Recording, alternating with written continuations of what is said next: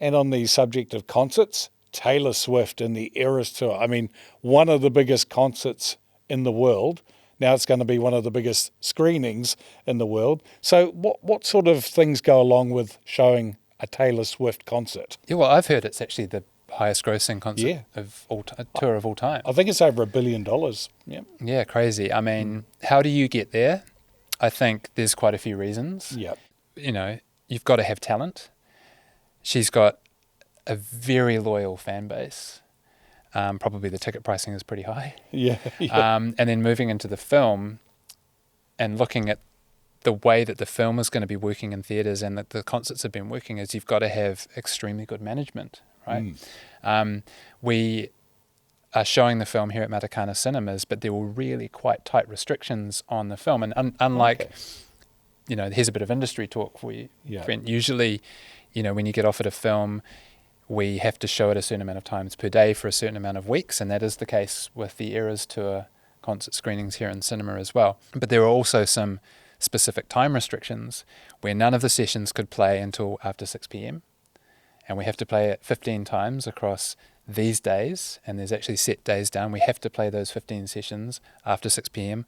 on these dates.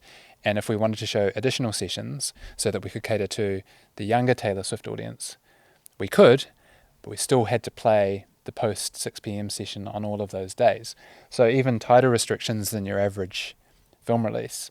And I was thinking as I was sort of working through it, I mean, for us it was a no-brainer to show it. I really want to look after the T-Swift fans in the region, because I know that the Eras Tour may not actually come to New Zealand, and it's a great opportunity to see it on screen. But as I was sort of working through it, I was thinking, definitely feels like it's not just distribution here, but it's, you know, even the cinematic release is being really looked after by her management team, which is fascinating because it's not often the way. Often a film gets put out into the wild and the distribution company pretty much looks after everything. So yeah, really fascinating to work through that. Yeah, I think Taylor, she's very much in control of what she wants, which is great. I mean, obviously she's successful. I love that. Yeah. You know. So she's, you know, very careful to make sure that her image and thinking of her fans by the screenings at 6 p.m. So I heard that she didn't want, you know, her fans going out on a school night kind of to start off with, so it had to be on a Friday and things like that. So I think, you know, that's really good, isn't it? Yeah, imagine what it's like in the engine room, the back room of,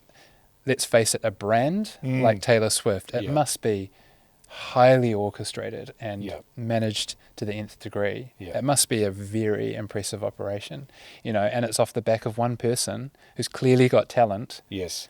And then it creates its own mini economy. It's sort of, my mind boggles a little bit at sort of how that would work. And then even thinking about the tour itself and the way that the roadies have to set up and sit down, you know. I saw a video the other day of her on stage, and there's sort of, it looks like glass shattering on the stage because they've got an LED stage that she sort of performs on, and you can see little pieces of masking tape so she can see exactly where she needs to put her foot for the lighting crew to activate that effect. Wow. Yeah, really fascinating. You know, just all the tiny, tiny, tiny details that go into managing a superstar like Taylor Swift. It's fantastic to be having it here for the local fans. And you'll be in the front row, obviously. For talking heads, for Stop Making Sense. Yes. That's what you were talking about, wasn't it? Sorry. My eyes just glazed over. You just look like a Swiftie. That's all. It starts with T, but it's talking heads.